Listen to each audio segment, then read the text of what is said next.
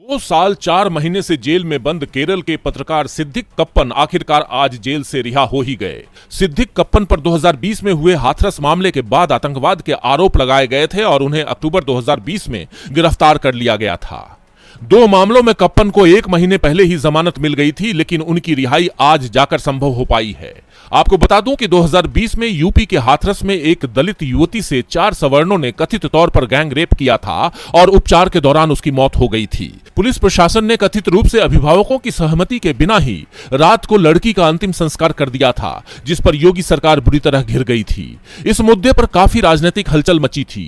केरल के पत्रकार सिद्दीक कप्पन हाथरस मामले की रिपोर्टिंग के लिए जा रहे थे, लेकिन मथुरा में उन्हें और उनके साथ 3 लोगों को गिरफ्तार कर लिया गया था। यूपी पुलिस का कहना था कि सिद्दीक का संबंध एफपीआई से है और ये चारों हाथरस में हिंसा फैलाने के मकसद से जा रहे थे। वहीं सिद्दीक कप्पन का कहना था कि हाथरस में युवती के साथ हुए गैंग रेप मर्डर के बाद घटनास्थल पर मामले को कवर करने वो जा रहे थे। कप्पन पर मनी लॉन्ड्रिंग के आरोप भी लगे और उन पर गैर कानूनी गतिविधि निरोधक अधिनियम, आईटी अधिनियम और भारतीय दंड विधान की अलग अलग धाराओं में केस दर्ज किया गया था। सिद्दीक कप्पन को पिछले साल सितंबर में ही आतंकी मामले में और दिसंबर में मनी लॉन्ड्रिंग मामले में जमानत मिल गई थी, लेकिन उनकी रिहाई अब जाकर संभव हुई है।